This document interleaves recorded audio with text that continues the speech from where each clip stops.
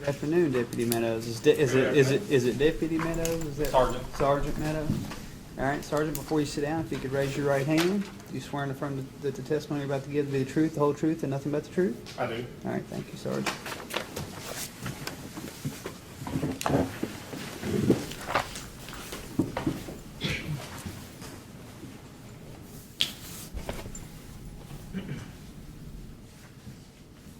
Thanks for your patience, Sergeant. Sergeant. All right. Would you please state your full name for the record? Rick Meadows. Are you presently employed? I am. By what agency or elected official? Shelby County Sheriff's Office. And what position do you hold with the Sheriff's Office? Patrol Sergeant. How long have you been employed with the Sheriff's Office? 1992.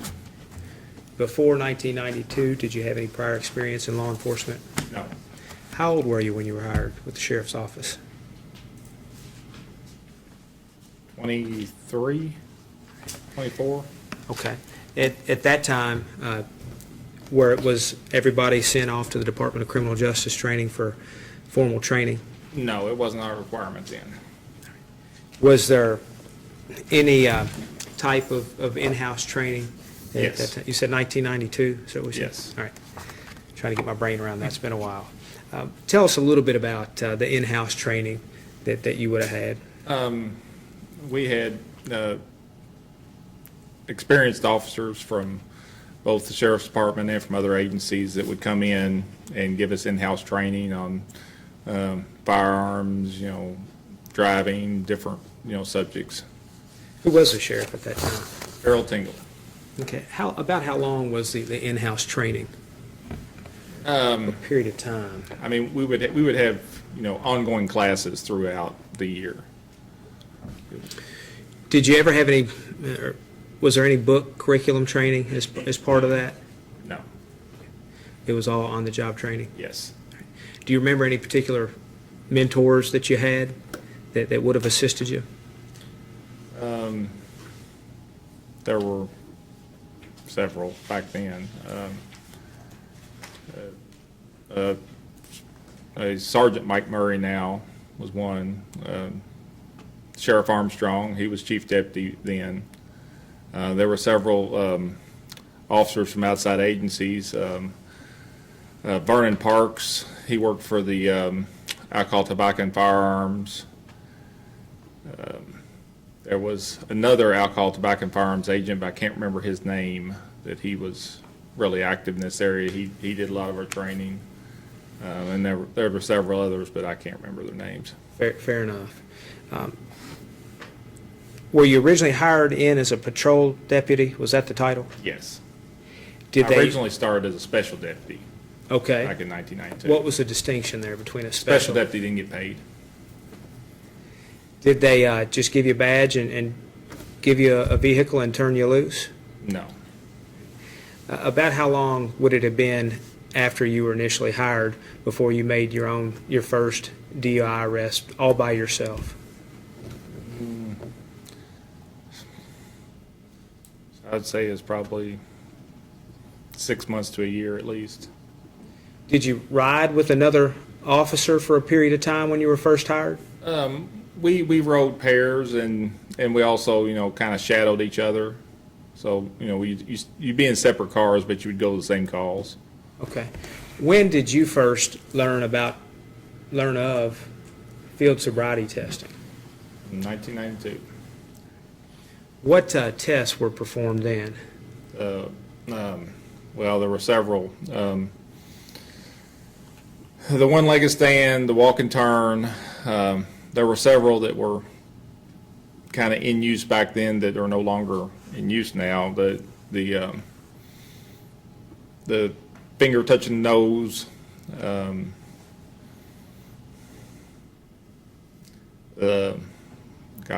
We used to use the alphabet test, the count the fingers test. There were several back then. A lot of them have fell out of favor. Yes, sir. Now. But you mentioned two initially, the walk and turn and the one-leg stand. Correct. Is it fair to say that you've been administering those tests since 1992? Correct. And why do you think those particular tests have persisted all this time? They're consistently more reliable as far as giving good indications that somebody is possibly under the influence. How many times would you estimate you've administered the field sobriety tests over the course of your career? Over 100. Have you always, have you arrested somebody after administering those tests every time? Not every time. Do you feel comfortable estimating how many times you've administered field sobriety tests and cited somebody for something other than a DUI, or just let somebody go? Probably over 100 of those too. So it's fair to say that from your administration of field sobriety tests, you've been roughly equally as likely to let someone go home as you have been to take them into custody. Correct. Since you were hired in 1992, what type of education, formal education, have you had? Well, in 1998, the state of Kentucky started requiring us to go to 40 hours of in-service annually. So since 98, we've had the 40 plus hours actually of in-service annually since then. Have you missed any years since 1998 for that formal training? Not allowed to miss any years. And what happens if you were to You miss lose it? your certification as a police officer. Do you have any certifications relevant to DUI or arrests or charges? Basic breath test operator. Tell us about that. What is a breath test operator? It's certification, allows you to use the intoxilizer to determine somebody's breath alcohol concentration. Did you have to go somewhere to obtain that certification? Where did you go? Department of Criminal Justice Training in Richmond. Do you know about when you were originally certified?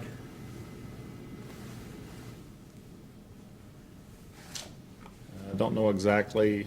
It was late 90s, 98, 99, 2000, somewhere right in those 2 or 3 years. 15 years, give or take? Yeah, correct. Have you maintained that certification continuously to today's date? And on what instrument are you certified to administer? Intoxilizer 5000. And have you utilized the Intoxilizer 5000 since that time? Yes. Did you use it before then? Yes. Okay. Not before I was certified, no. All right. Because you got that certification about the same time that the standard operating procedures were adopted, correct? Correct. Okay. So did you utilize the Intoxilizer before that, or is that what prompted you to get certified? That's what prompted me to get certified, yeah. Okay. I'm not even really sure it was in use before then, but we didn't have any experience with it. Okay. But you've been utilizing the Intoxilizer 5000 since approximately 1998 to 2000. Correct. Do you know how many times you've administered tests? 100, over 100.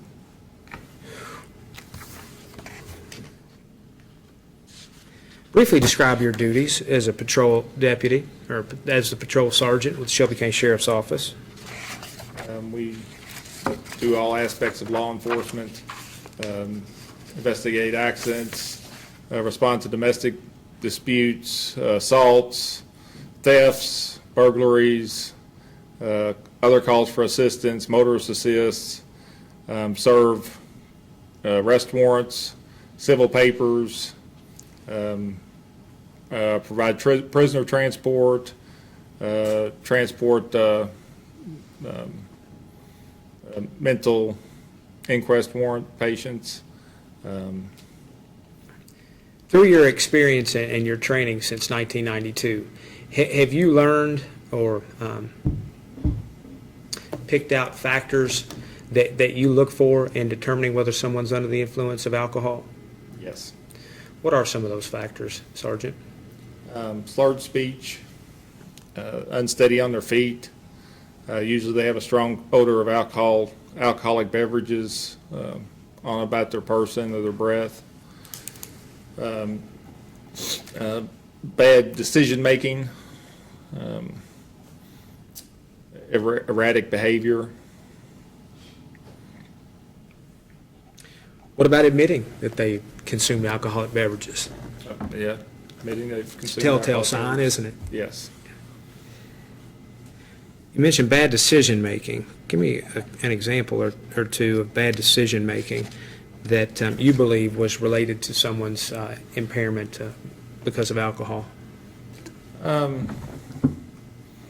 Several things. I mean, getting into family disputes where alcohol's involved, maybe assaulting someone when they're under the influence of alcohol, driving, obviously, What about collisions? collisions, obviously, How many wrecks have you worked? over hundreds. How many wrecks have you worked involving alcohol? Significant amount. How long have you, I don't want to call it accident reconstruction, but I've seen your name on a lot of accident reports through the years. Are you trained and experienced to be wary of alcohol's involvement in accidents? Yes. Is that something that you consider in each and every accident? Yes, we do.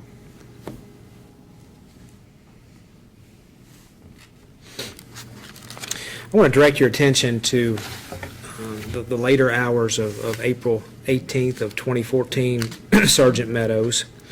Did you work on April 18th of 2014? I did. About what time would you have reported for duty? 3 o'clock in the afternoon. Were you in uniform? Yes. Were you in a marked patrol car at around 10:30? Yes. Did you learn of anything or hear of anything at about that time that led you to believe that a traffic offense was being committed or that criminal activity was afoot?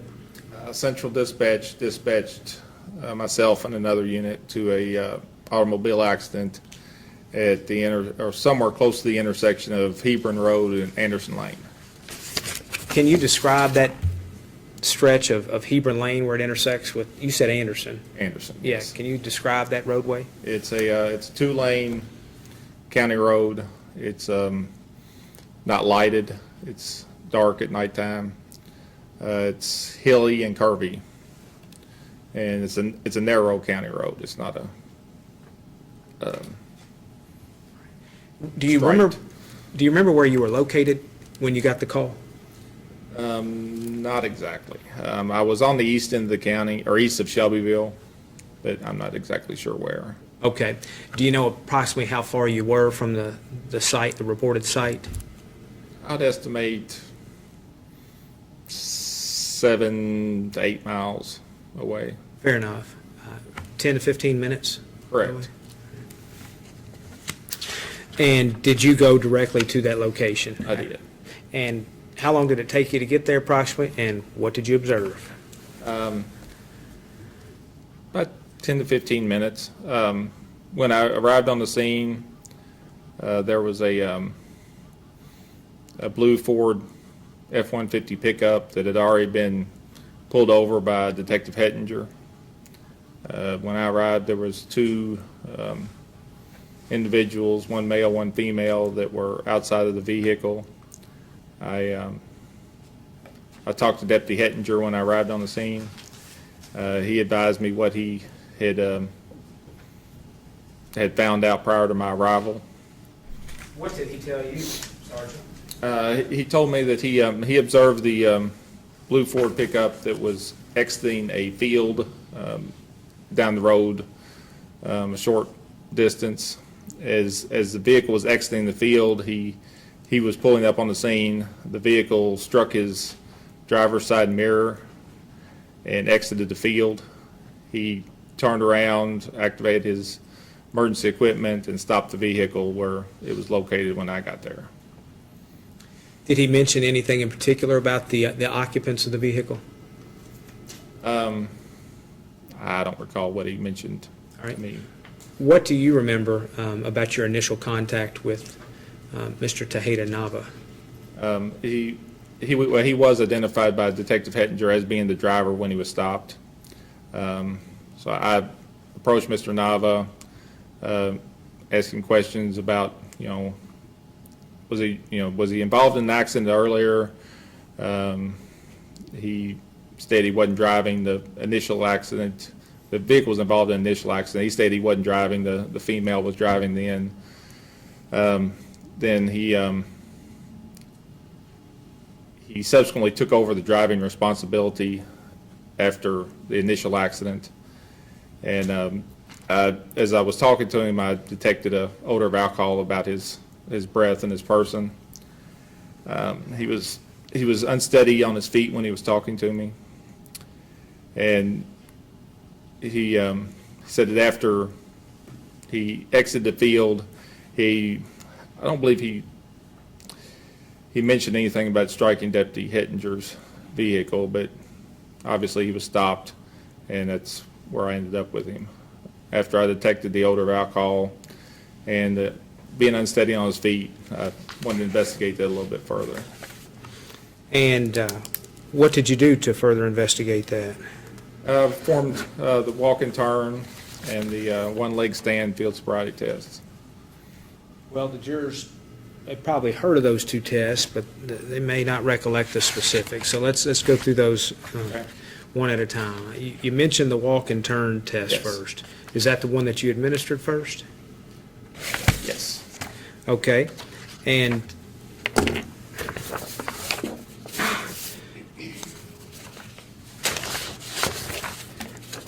handing you what I've marked for identification purposes as Commonwealth's Exhibit E.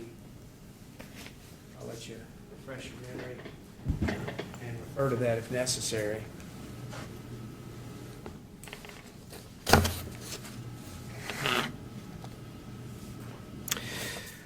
Let's step back for a second before we get into the specifics of the walk and turn. What are field sobriety tests? What's their objective? What's their purpose? They're divided attention tests that require a person to not only do a physical test, but also have some mental involvement too. They have to remember the instructions.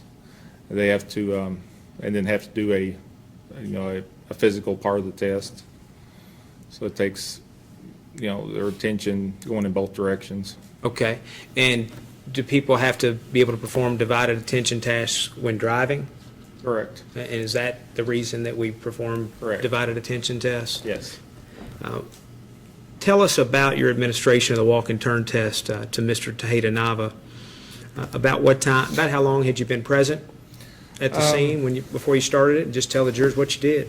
I'd say we've been on the scene at least 15, 20 minutes.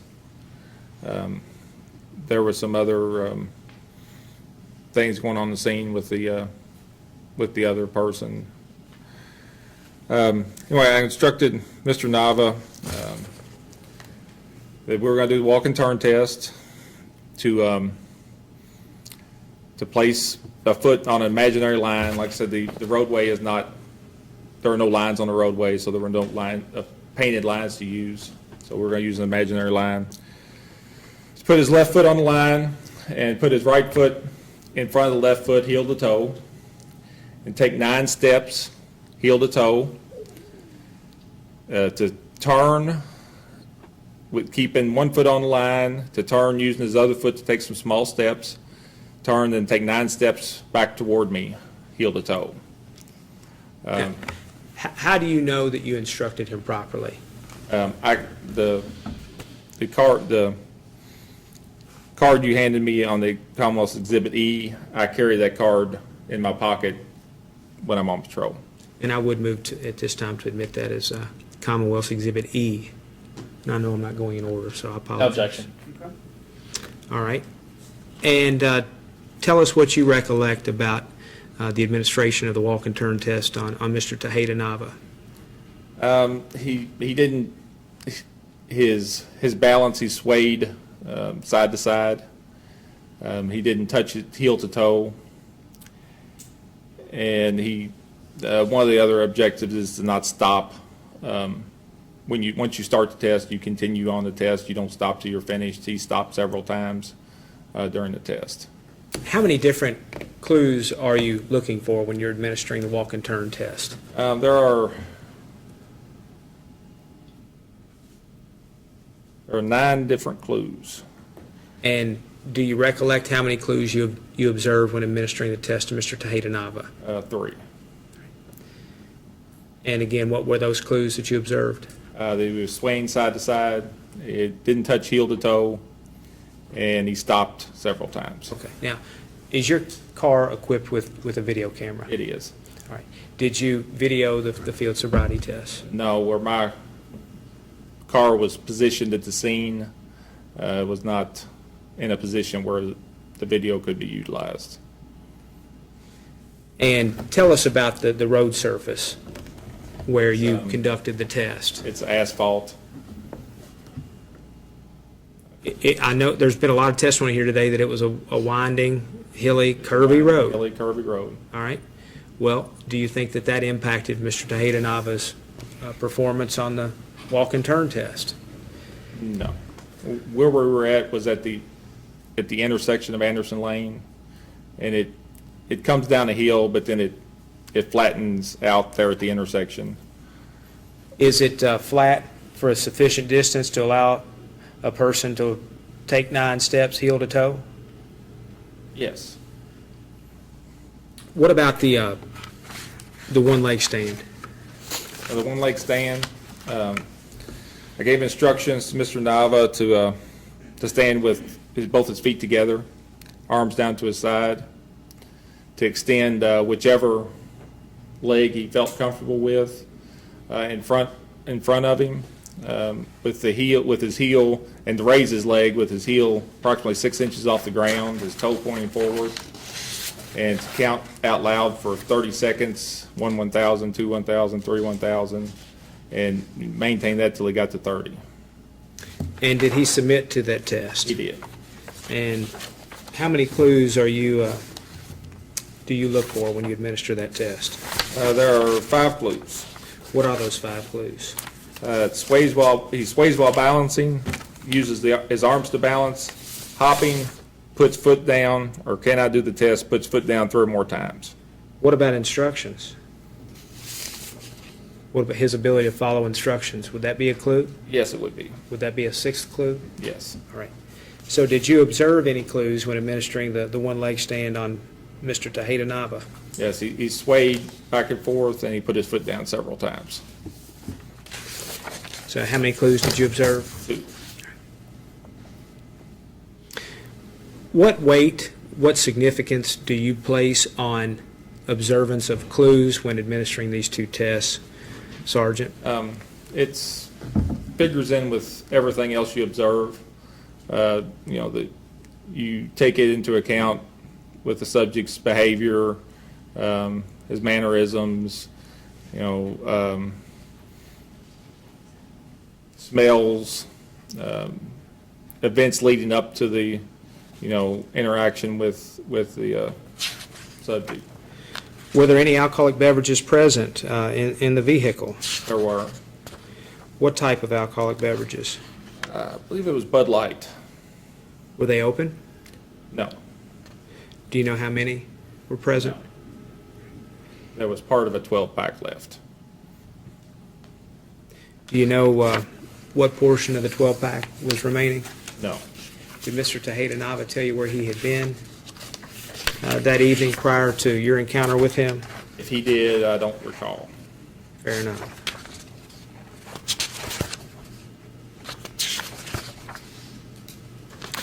At the conclusion of your administration of the field sobriety test, what did you do? I advised Mr. Nava that he appeared to have had too much alcohol to operate a motor vehicle. I placed him under arrest for operating a motor vehicle under the influence of alcohol, also for leaving the scene of an accident, and there were several other traffic charges. He was placed in the backseat of my cruiser, and after we got the rest of the scene cleared, he was transported to Shelby County Detention Center. Okay. Now, before we talk about the transport, let's talk about the paperwork that was or was not present in the vehicle. Did you ask for Mr. Tejeda Nava's registration? I did. And was he able to present that? He was not. Do you know who owned that vehicle? According to the license check of the vehicle, he was the owner. And what about, was there anything unusual about his truck when you first when you first saw it? It was damaged from an accident. Okay, how so? Both sides were damaged and the rear bumper was missing. Where was the rear bumper? It was subsequently located in the bed of the pickup truck, Was anything attached to the rear bumper? the registration plate. The plate? Yes. Was it visible? No, Okay. Why not? because it was attached to the rear bumper and it was laying in the back of the truck. Down in the bed itself? Correct. Do you remember anything about the transport of Mr. Tejeda Nava? He made several, concerns that, he didn't want to be arrested for DUI. He was cooperative, didn't have any problems. He was concerned about, the arrest for the DUI. Did you ask him if he'd consumed any alcoholic beverages that evening? I'm sure I did. Just don't recollect what his response was? Fair enough. And where did you transport him? The Shelby County Detention Center. And what did you do upon arrival? Upon arrival, we were led into the jail, into the law enforcement area. The implied consent was read to him concerning the breath test. Let's talk about that implied Okay. consent. I'm handing you what I've marked for identification purposes as Commonwealth's Exhibit D. Please take a second to familiarize yourself with that. What is that document, That's Sergeant? implied consent warning. What is an implied consent form? It's a requirement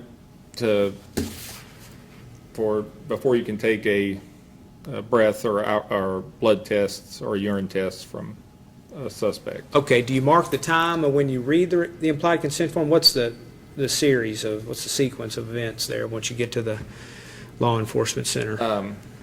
You read the implied consent form, first, and then if the subject, consents, then you'll write down your observation time. He's going to take the test. So the observation time would start after you read the implied consent form? Correct. All right. Did you read the implied consent form to Mr. Tejeda Nava? I did. Where were you and Mr. Tejeda Nava physically located when you read that to him? I'm sure it was in the law enforcement room. Okay. Have you read it other places before? Oh, yeah. You have to read it at the site of your test. So either, at the hospital or, just depending on where your test site is. Okay, well, when you're requesting a breath sample, do you always read it in what I'm going to call the room where the intoxilizer room? And did you read it word for word? Yes. Would you read that to the jury, please, word for word? I will be requesting that you submit a test of your breath, blood, or urine, or any combination of these tests. If you refuse to submit to any test which I request, your refusal may be used against you in court as evidence of your violation of KRS 189A010, and your driver's license will be revoked. If you are convicted of violating KRS 189A.010, your refusal will subject you to mandatory minimum jail sentence, which is twice as long as the mandatory minimum jail sentence that would be imposed if you submit to our requested test. You will also be unable to obtain a hardship license. The results of any test taken may be used against you in court as evidence of your violation of KRS 189A.010. If the results are 0.15 or above and you're convicted of violating KRS 189A.010, you will be subject to a jail sentence that's twice as long as the mandatory minimum jail sentence that would be imposed if the results are less than 0.15. If you submit to all tests which I request, you have a right to obtain a test or tests of your blood performed at your expense by a qualified person of your choosing within a reasonable time of your arrest. I move to admit that as Commonwealth's Exhibit E, please, Judge. No objection. Did you offer to allow the defendant to contact an attorney? I did. And did he attempt to contact an attorney? No. How are you going to obtain an analysis of his breath? What were you going to use? Through the intoxilizer 5000. Okay, and I'm handing you what I've marked for identification purposes is Commonwealth's Exhibit C. Please take a look at that one for me.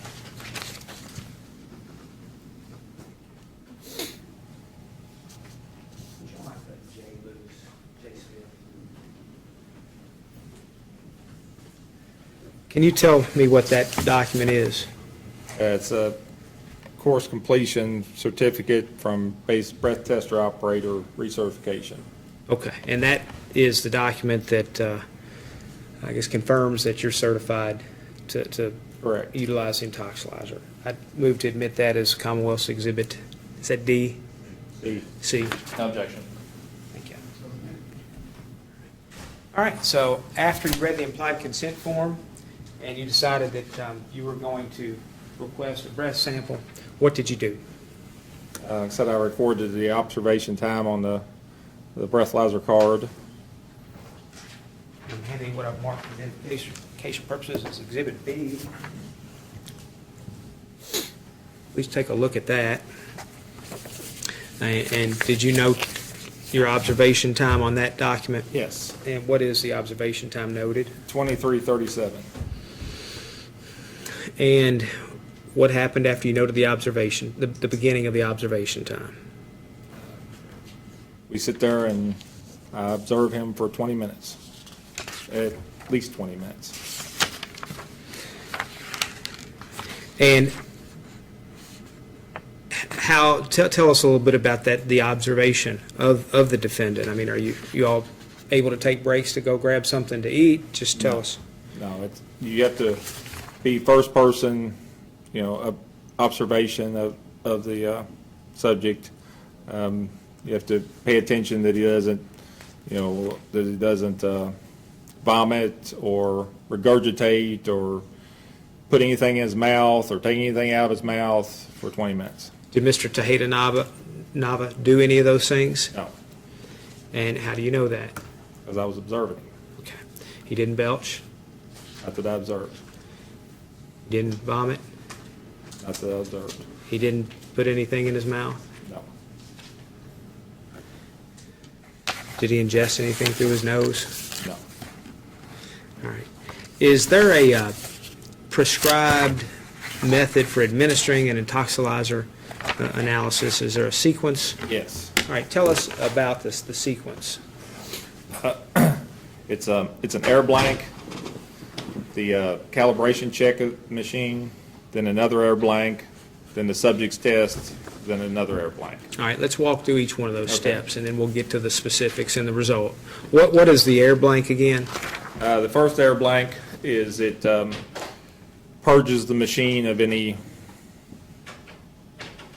outside interference. All right, and what were the results of the first air blank test in this? 0.000 grams per 210 liters of air. All right, and then what happened next? Then you've got your calibration check.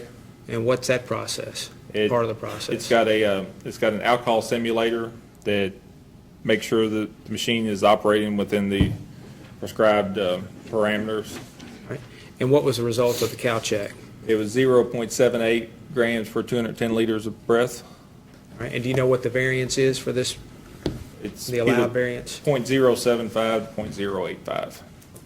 So it was within that range? It was. According to the ticket. What happened next?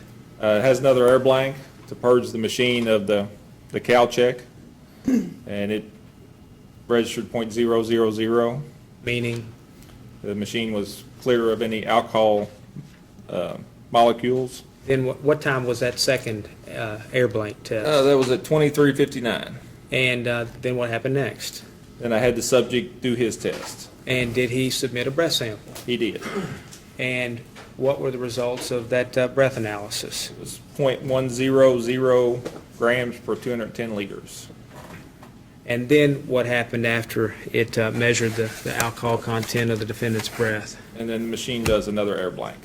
And what were the results of that air blank? It was 0.000. And to the best of your knowledge and understanding, was the intoxilizer functioning properly? It was. When you utilized it for Mr. Tejeda Nava? It was. And you were so certified to use that instrument, correct? Yes.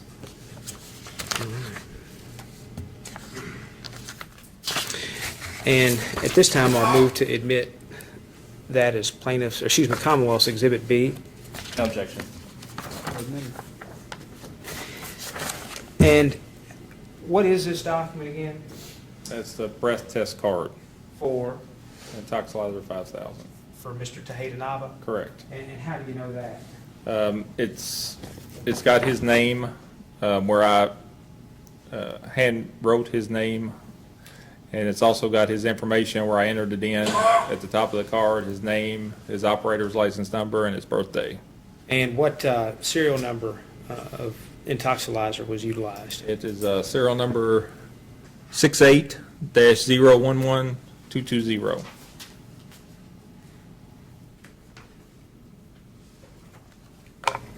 Has this card, this document, been altered in any way since No. you completed the test?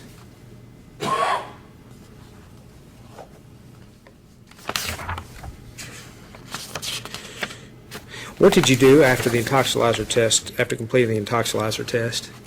I read the rest of the back of the implied consent card that asked Mr. Nava if he wanted his own independent test. And did he want his own independent test? No. So you specifically told him that he had the right to his own test at that point. Correct. Do you remember what his response was? Not verbatim. Well, let me say this. If he had told you that he would like his own test, blood test at that point, what Yes. would you have done? He would have been transported to Jewish Hospital Shelbyville, where he would have had to sign into the hospital and get his own blood test. And of course, that would have been at his own expense. Correct. Correct. But he did have the right to go get his own test Correct. if, for whatever reason, that was his legal right at that point. Yes.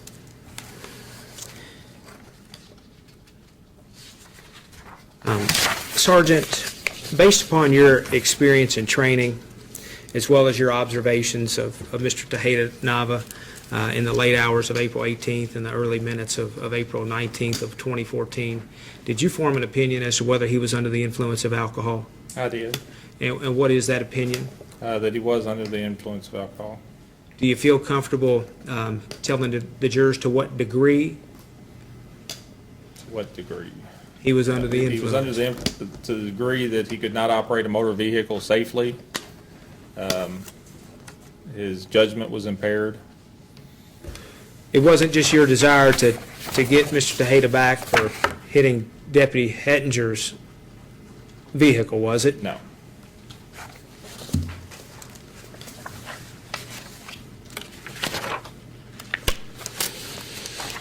If I haven't already done so, I'll move to, yeah, I think I have. Thank you.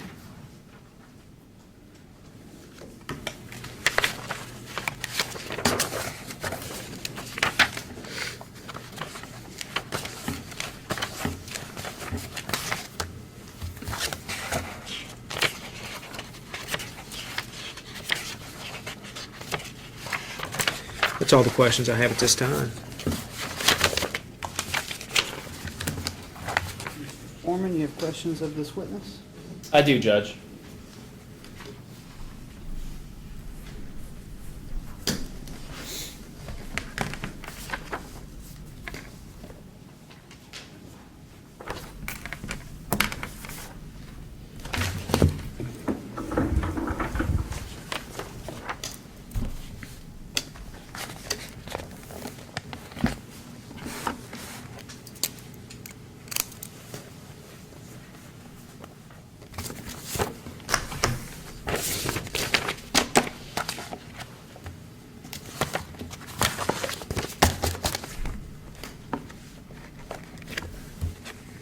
Afternoon.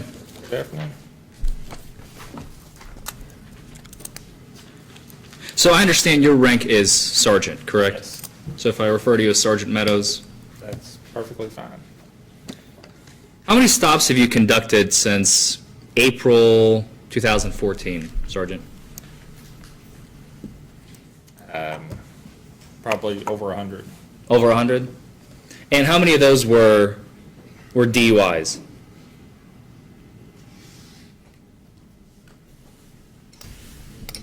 roughly? I would estimate 5. 5. And you have been able to recite a lot of facts in this case without referring to any documentation, correct? Correct. As we just witnessed. Did you review the citation that you generated prior to coming to court this morning? I did. And the accident report that you wrote? I did. You talked to the prosecutor? I have. And we have never talked before, have we? Not outside of court. Have we talked in court? With the exception of what's going on right now? We've had a couple of hearings, yes. Or at least one I remember. Did I ask you any questions at that hearing? I don't think you did, no. You've been on the force about 23 years, is that right? Correct. Since 1992. Yes. But you've been receiving the Department of Criminal Justice training, the DOCJT training, since about 1998. Correct. Why the discrepancy? The state of Kentucky did not require it for sheriff's offices prior to 1998. In 1998, they passed a law, the Police Officers Professional Standards Act, that required all police agencies, whether it be a city police, a county police, a sheriff's department, or state police, had to have the same minimum training. And so after that act went into effect, they required sheriff's departments to participate in that training. So anything that was done before 1998 is not recorded anywhere, any type of training that you've participated in, I suppose? It might have been reported on, there was nothing statewide. It was up to each individual agency to, keep track of training or whatever on their own. Have you been with the Sheriff's Department for 23 years? I have. So you received a lot of hours of various training in various fields and Correct. forms of investigation, correct? Correct. But in all 23 years, you have never been formally trained by the National Highway Traffic and Safety Administration with their DUI detection and standardized field sobriety manuals? No. So the manual that came out in 1992, you were not trained under? No. Or the 95 manual? No. The 2000? No. 2002? No. 2004? No. 2006? No. 2013? No.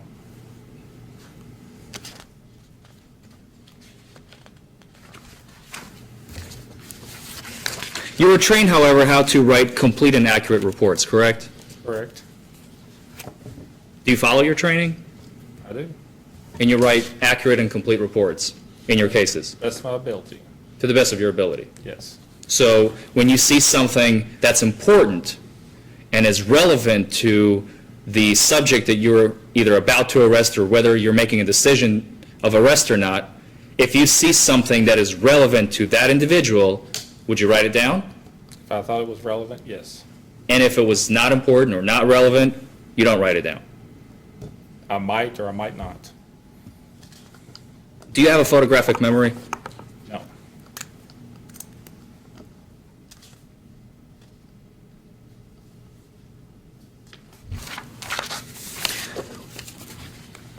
Were you specifically trained that if you don't write it down, it's as if it has never happened? No. You've never heard that phrase before? I've heard the phrase, but I was not trained specifically for that, no. And we don't have video in this case, right? No. You said that your cruiser is equipped with a video camera, It is? but it was facing a different direction when you were conducting the field sobriety test of Mr. Mario With Tejeda Nava? the other vehicles and that were on the scene where my vehicle had to be parked was not in line of sight to where the field sobriety tests were conducted. So could you give us an idea of where was your vehicle facing and where were you conducting the field sobriety test? My vehicle was parked on Hebron Road facing north, I guess it would be. But it was parked kind of up the hill from where Mr. Nava's vehicle and Deputy Hettinger's vehicle were stopped. And we did the field sobriety test down where the intersection is with Anderson Lane, which is, like I said, it's a flat, more of a flat area than where my vehicle was. So you could have just as easily moved your vehicle to place There wasn't enough room to. Anywhere No. in a half a mile radius. I don't know about a half-mile radius. There was I'm not, just trying, I mean, yeah. 50 yards, is that too far already?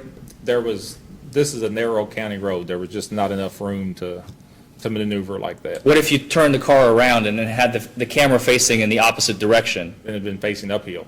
Uphill?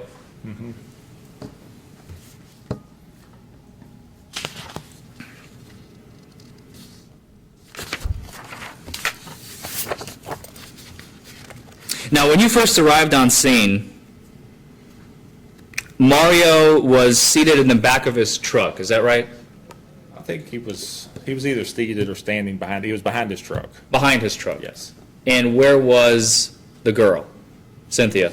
In the same general area. And you arrived with another deputy, correct? Correct. Was it a he or a she? He. He. And he was handling her while you were That's talking to Mario? Correct. That's correct. Did you ask him for his license and registration? I'm sure I did. And did he provide you with his license? He provided me with his license, yes. But he did not have registration? He did not. When he was getting the license out of his wallet, did he fumble around with the license? Did he drop it? I don't remember. Or did he cleanly take it out of his wallet and hand it to you? I don't remember. Are you aware that a person who is under the influence will have alcohol in their brain? In their brain? In their brain. Alcohol is attracted to water, correct? Okay. I'll take your word for it. I'm not familiar with that term, no. The brain has a lot of water in it. Okay. Would you agree? Sure. And when a person is under the influence of alcohol, it will cause dexterity problems, would it not? It would.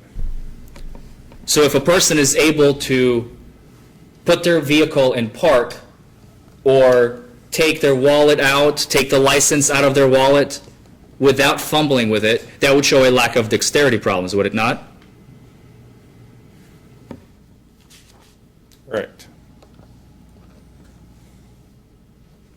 And this is important because an impaired driver would fumble around with the documents, maybe drop them on the floor. Maybe.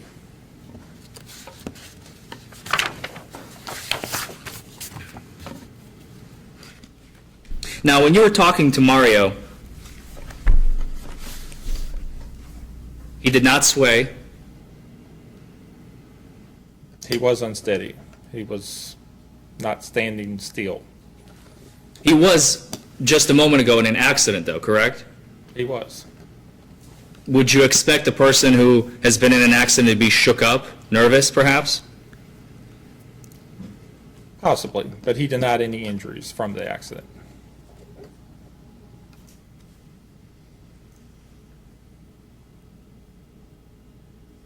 You have stated that you smelled alcoholic beverages, Correct. not strong alcoholic beverage. Smelled alcoholic beverages.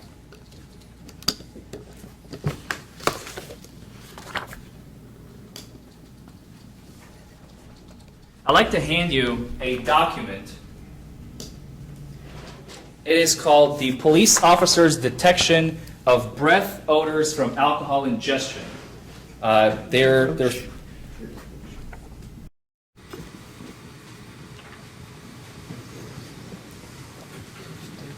foundation for this, and there's no support for the use of this in today's proceeding. It's a NHTSA study. There are 3 NHTSA guys who've done a study. There's no background on this, there's I no. think that, I mean, that they're welcome to be here to testify as to their study, but I don't know. I think it's a learned treatise, Judge. And they're from the National Highway Traffic and Safety Administration. There's no support for this in the line of treaties. I don't think I need support.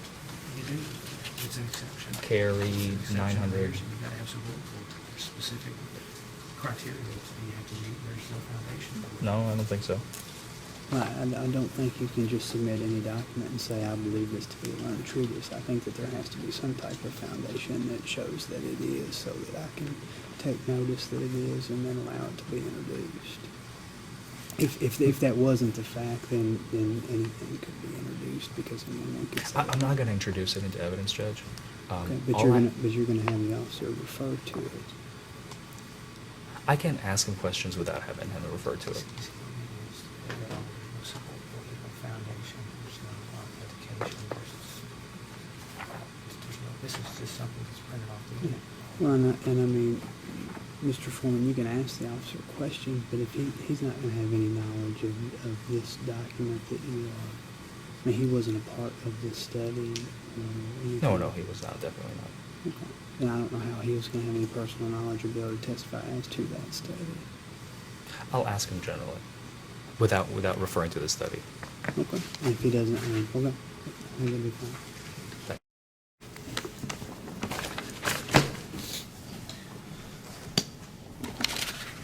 Sergeant, are you aware that a study was done back in the 90s by the National Highway Traffic and Safety Administration? Judge, object, that's not.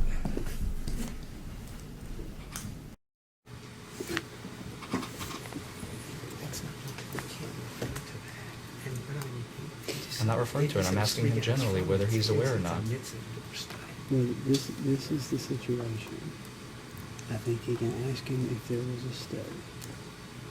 I don't know that the officer knows If he has no that there personal was knowledge, then he one. doesn't. I don't think that Mr. Foreman, can then testify as to what the study says. I'm not planning on it. Okay. But mean, I will if- only ask him if he's aware as to the fact that this study exists. Well, that's about the only question. And its contents, No, I'm not allowing the contents. not the contents. Yeah, community safety, study that's not, he says 3 years old, it's, No, the only question that I am allowing Mr. Foreman to ask is if he's aware of the study. If the officer is not aware of the study, doesn't have any personal knowledge. didn't But if he is, I participate. may go in a little bit deeper, I presume, correct? I don't think he can. And I. No, if he answers in the affirmative. What I don't want to happen, Mr. Foreman, is I don't want you to start asking questions using this study and simply If he- and it appearing to be testimony as to what the study was. we ask the witness if he has any knowledge about the study first, and we can just Okay, write him up. okay, we'll do that. How many do you? We'll allow him to ask the question and then we'll move forward.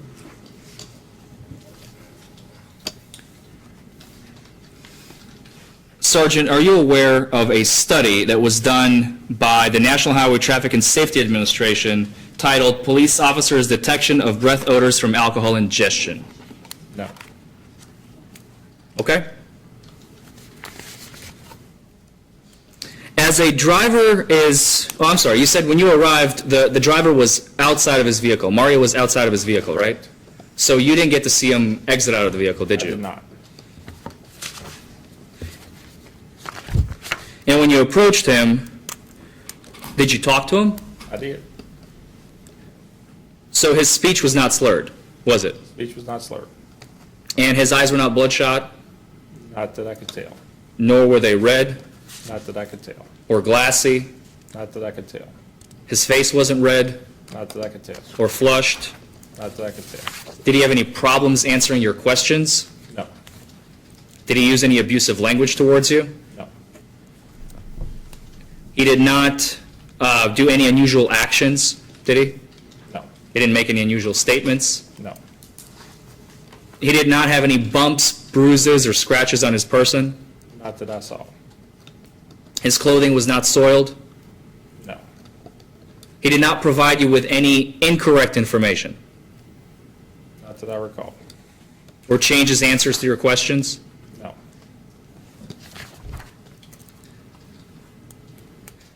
So based on this analysis, Mario did not exhibit the typical clues that an impaired person would exhibit, correct? Based on what analysis? On the factors that we just went over. Aren't these typical clues to look for on an impaired individual? There are some of the clues, yes. Left some off. But they weren't present, were they? You left some off. Well, the ones we've already discussed, the ones you noted, smelled of alcoholic beverage, unsteady on his feet, correct? And the poor decision-making. Poor decision, what is poor decision-making? Poor decision-making, it's leaving the scene of the first accident and having another accident. Where is this in your report? It's in the accident report, The accident report. yes. The striking of the deputy vehicle's mirror. Yes. Well, yes. So out of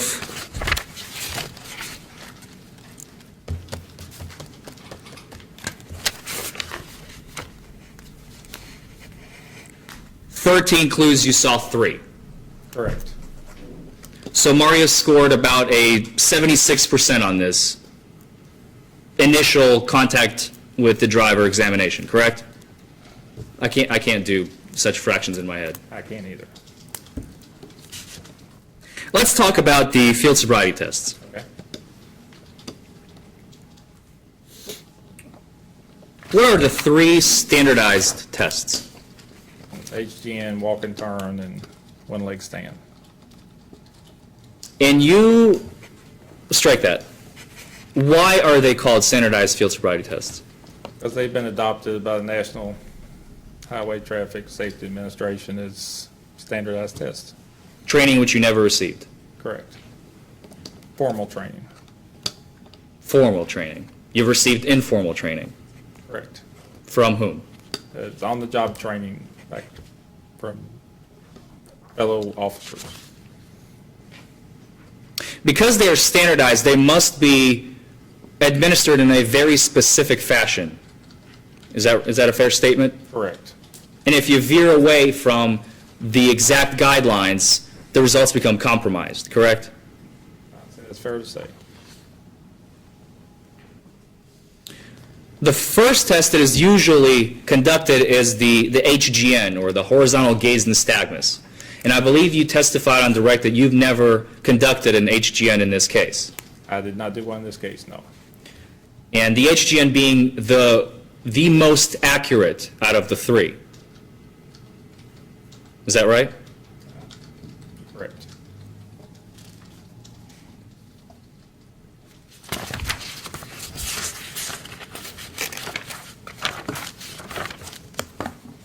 So the first test you conducted was the walk and turn. Correct. At this time, I would ask that you stand up and demonstrate the walk and turn test for us, if you would, please.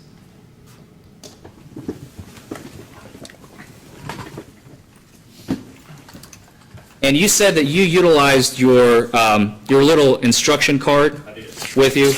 So before you conduct the test, if you don't mind me asking, this was about 10:30, 11 o'clock at night, is that right? When you asked Mr. Tejeda Nava to do these tests? Do you have a flashlight in your hand at this point? Got a flashlight somewhere. I don't know if it's in my hand or in my pocket. It's dark though, right? It's dark, but there are vehicle lights and there are other lighting. Do you take notes when you ask a subject to perform field sobriety tests? No. Can you give him a copy of the... It's in the record. Is it in the record? May I use that, Judge? Sure. Clerk's got it. The walk and turn. I think they're front and back. I don't know if you guys have it on separately. That one. Perfect, yes. So please, just like on the night of the arrest, if you could come over here and show the ladies and gentlemen of the jury how to perform and do it exactly as you did on the night of April 18th, 2015 for Mario Tejeda Nava. Okay. Well, it said, place your left foot on line. Place your right foot in line ahead of the left foot. Take 9 steps, heel to toe. And then at the end, turn and take 9 steps back.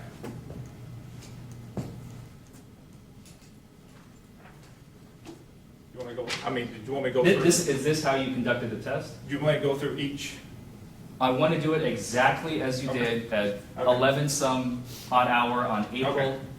Yes. All right, so place your left foot on the line, and I will Hold on, demonstrate. Judge, can we just- is this the way he asked? I just want to go through his instructions. He didn't perform the test. The I- defendant performed the test, so he Well, can I only guess- be asked to. I guess, Mr. Foreman, you ought to clarify whether you are wanting him to act as himself or as Mr. Tejeda. It states, place your left foot on the line, parentheses, place your own left foot on the line. Is that right? So you're That's correct. required to demonstrate, That's correct. not the full test. That's correct. You're supposed to demonstrate 3 tests. One way, complete the turn, and then 3 steps the other way. Is that right? Judge, he just did that. That's correct. I just witnessed that. But you did not read every single one of these instructions, did you? Not just then, no. So is that the way you conducted the test on the night that you arrested Mario? No, I've read the instructions. I thought you would want me to demonstrate the test. I misunderstood what you were asking. Are you aware that you exhibited 2 clues while you were performing the test just a minute ago? No. You made an improper turn. Once the 3 steps are completed, Judge, 1, 2, and 3, the turn must... Judge, Mr. Forman, I can't grade the officer's performance of the field sobriety test. What he can do is he can ask him questions about what occurred on the evening of April 18th, 2014. And I've kept any further demonstrations here. He can't tell the officer to do this. I was going to give him some latitude. Well, and I'm giving some latitude as well. I allowed him to get up to show what he did that evening. He did Not exhibit to- 2 clues, and not- I'll be referring to him, and I'll be asking him about it. Well, the jury is to make that decision, okay? I It's can it's still not entitled up- to ask it, though, Judge. Well, we allowed him to get up and to demonstrate, and you can talk about the test all you want, Okay. okay? But it's their decision whether there was a, just like he was the jury that evening to determine they are the jury today. So it's not your decision to tell them what he did, okay? And what he did not do. Okay. It's up to the jury to watch it, Mhm. which they did, and determine if he did it correctly or incorrectly, okay? Which would be an indicator or not an indicator as to whether Mr. Tejada could have done it that evening, okay? Mhm. Okay.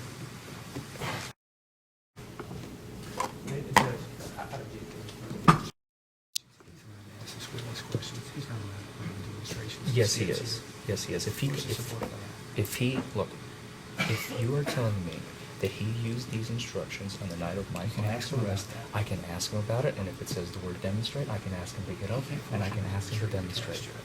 He's had all the latitude he should be given here. You can't compel him This is not to do latitude. Physical tests. Not tests. Demonstrate how the test is properly supposed to ask be him about administered, that, and you can and I ask can him ask him to questions. demonstrate. Because that is what he did on the night of the arrest. Let me see if I-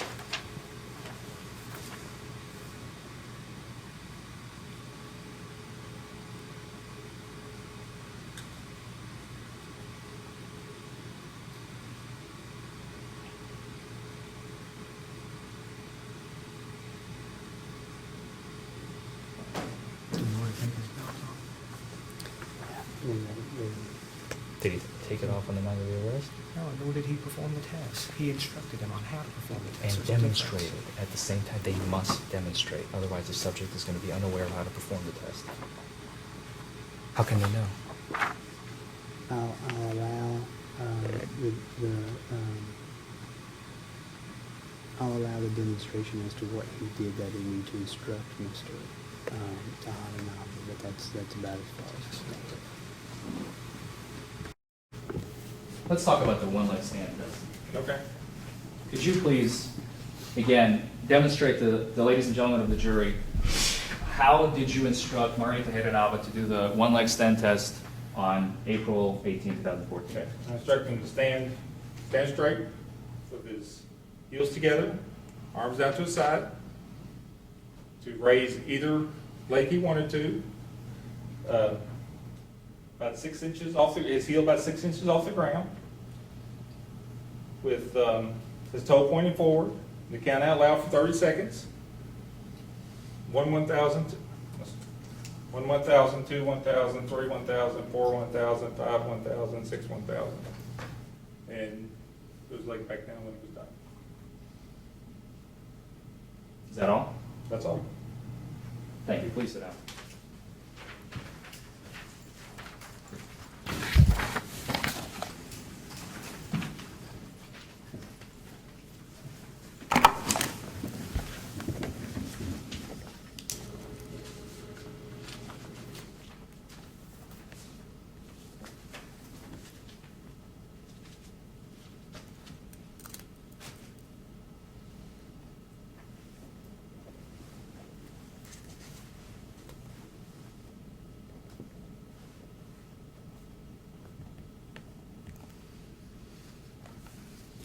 As I was saying earlier, are you aware, and you may not be, that you exhibited 2 clues of impairment during your demonstration here this morning, or this afternoon?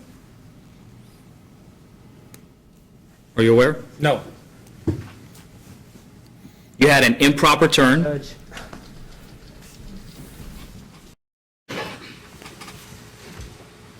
Mr. Forman, we've already discussed this. I feel gave you- that I have a right to ask him. I understand you feel that you have a right. I have declined you that right, okay? All right. Okay, I have to make those rulings, okay? I've given you some latitude to allow him to demonstrate what he demonstrated that evening. It's up to the jury to make that, Okay. that observation. Thank you, Judge. If you give an incorrect instruction to a subject, what would the result be, do you think? If I gave an incorrect, An improper instruction, an improper demonstration, could the subject do the test appropriately? I would not hold it against him if I gave him an inappropriate instruction. You have stated on direct that you saw 2 clues on the, or excuse me, 3 clues on the walk and turn, is that right? That's right. What were they again? The swaying, the didn't touch heel to toe, and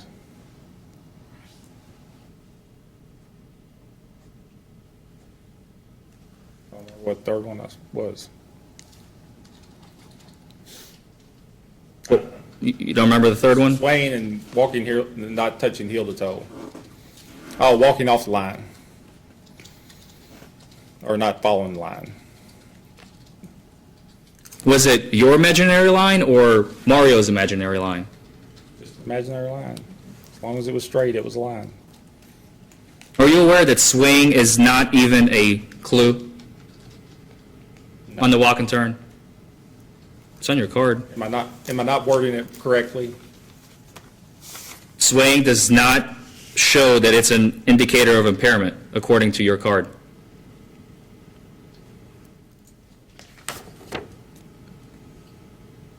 Losing balance. I mean, swaying, losing balance to me is the same. I misworded it, sorry. All of this information about the walk and turn test, where is that in your report? Where is that in my report? Yes, sir. It's failed field sobriety test on the citation. Where else? That's all. That's all, that one statement. Yes. So you have a photographic memory with regard to what you saw that night? I can remember that night, yes. Very clearly. Not photographic, but yes. Okay. Could you tell me then on what steps, 1 through 9 on the walk to and 1 through 9 on the walk back, did Mario, let's start with, did not touch heel to toe? I couldn't tell you on what steps, no. What about losing balance, I believe you said? Couldn't tell you on what steps, no.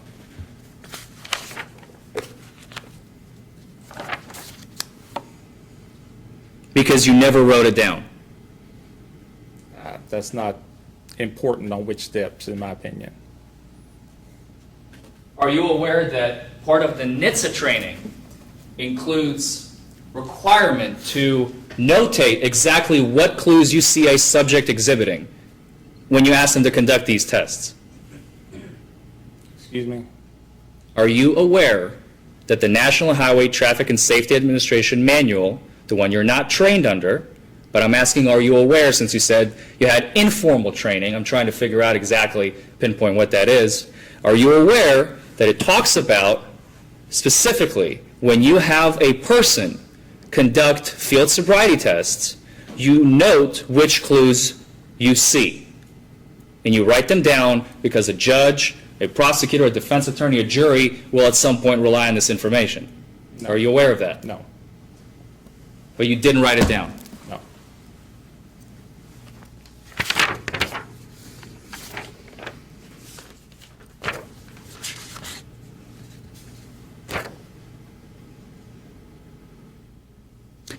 Let's talk about the one-leg stand.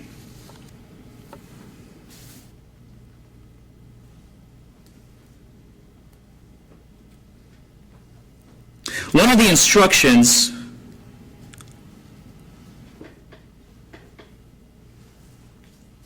said, keep the raised foot about 6 inches off the ground and the toes pointed ahead. Correct.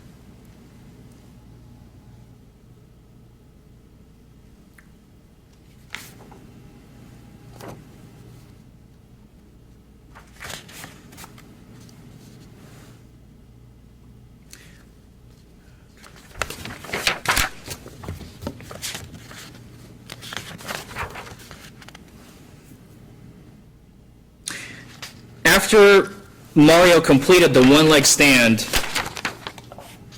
you made a decision to place him under arrest, correct? Correct.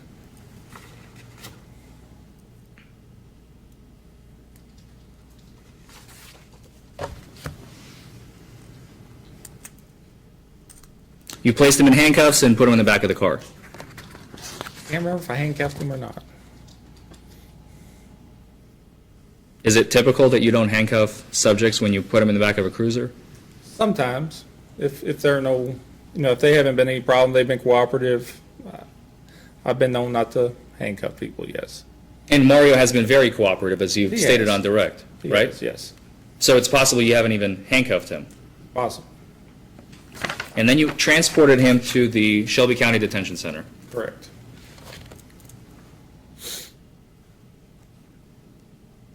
Excuse me.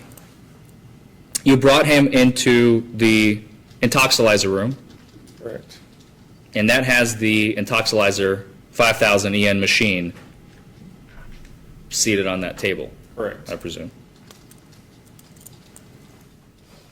As part of your training as a breath tech that you've had since 1998, you're required to read the implied consent.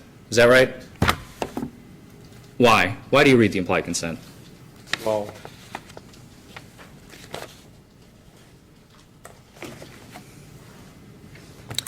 And in order to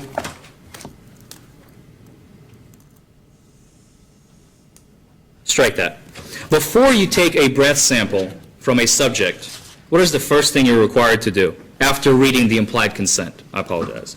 20-minute observation period. Oh, I'm sorry, let's go back just one question here. You asked Mario whether or not he'd like to speak to an attorney. Is that right? After the first part of the implied consent, yes. And what did he say? He said no. Also, at the very end, you asked him whether he'd like his own independent blood test, Correct. and he said no. Correct. So let's go back to the 20-minute observation period. Why is there a 20-minute observation period? So if you have to make sure that the subject you're testing has not vomited or belched or brought anything from his stomach to his mouth 20 minutes prior to the test. And you've stated on direct that you did not observe any of these. I did not. Did you ask him? I believe I did. You believe you did. What did he answer? No.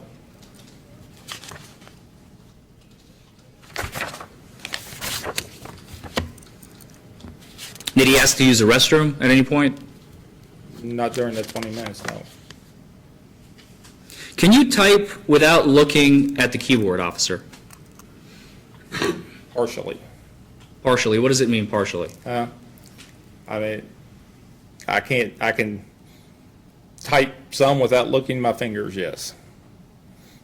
I mean, when the subject is seated, and usually are they on your right or on your left when you're? On your right. On your right. Mm-hmm. So you are here with the intoxilizer, and Mario is over to your right. Correct.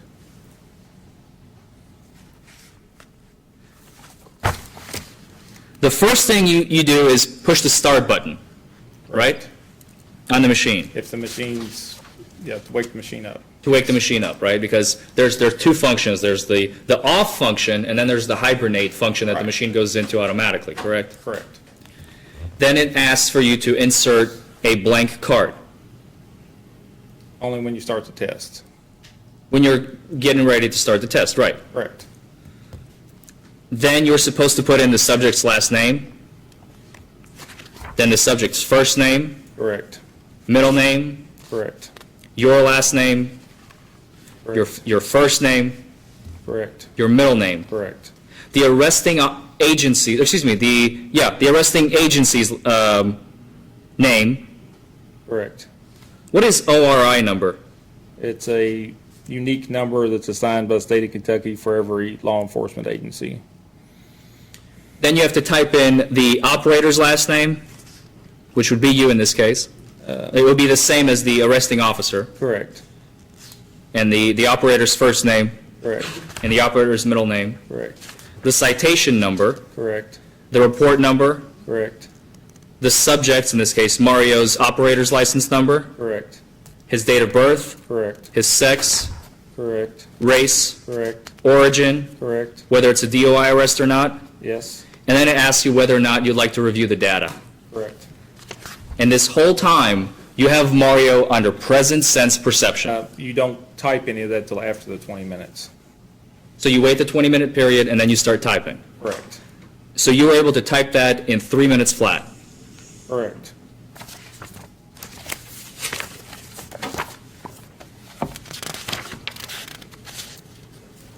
The calibration check came back at a .078 in this instance, correct? On the intoxilizer card? Correct. And you performed only one breath test. Correct. Would you agree that it would be more accurate or beneficial to do 2 tests? I don't have an opinion on that. I mean, if you're doing a science experiment that has to do with 1/100ths or 1/1000ths of a number, would it not be more accurate, just hypothetically speaking, to have 2 tests conducted rather than just one to see whether or not the result is accurate? I don't have an opinion on that. Is the machine under warranty? I do not know. How many times has it been serviced in April of 2014, excuse me? I do not know. What about the month before or the month after? I do not know. I don't service it. Well, you're not around when it is serviced? The breath test did not occur until approximately 1 hour and 26 minutes after Mario was placed under arrest, correct? Or stopped, excuse me. Correct.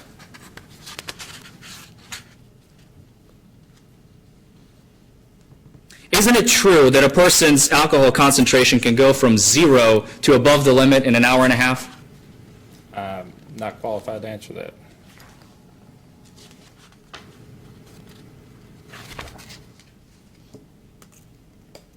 A chemical test provides presumptive evidence of alcohol influence, but it does not provide conclusive evidence. Is that right? Is that a fair statement?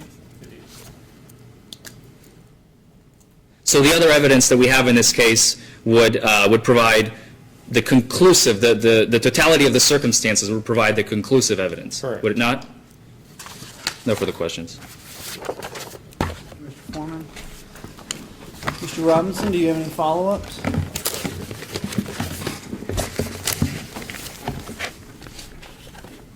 I don't, Judge. Thank you, Sergeant Meadows.